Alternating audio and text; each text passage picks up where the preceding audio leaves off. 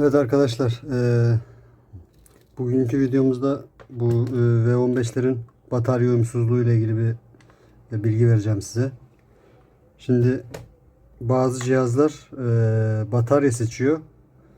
Yani bunlar tamamen versiyon farkından kaynaklanıyor. Yani belirli versiyon Dyson anakartlar, yine belirli versiyon bazı Dyson orijinal bile olsa bazı bataryalarıyla uyum sağlamıyor. Şimdi şu batarya ile bir örnek yapacağım ben size. Örnek olarak göstereceğim. Şöyle bakın, çalıştırıyorum.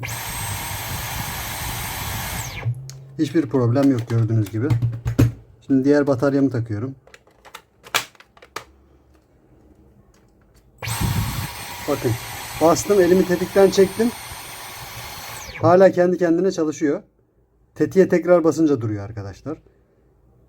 Eğer bırakmazsam da kendi kendine kesme yapıyor zaten.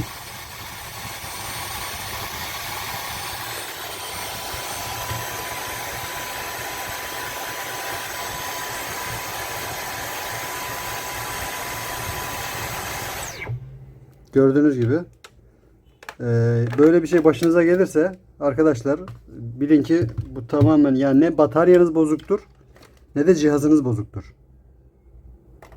Anlatabiliyor muyum? Yani ikisi de bozuk değil bu durumda.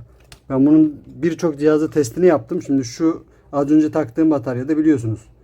Basıyorum, sürekli çalışıyor. Stop yapmıyor. Düşün, yani basılı kalmış gibi hareket ediyor.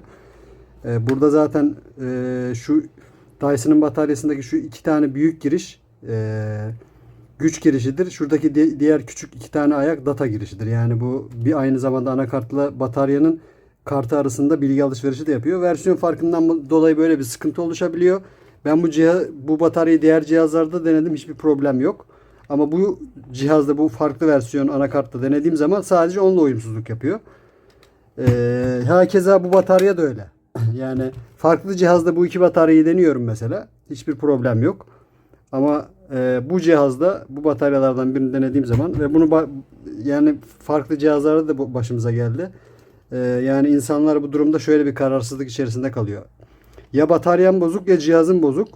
Acaba hangisi bozuk? Bir de onu bulmak insanlar için daha da zor bir durum haline dönüşüyor.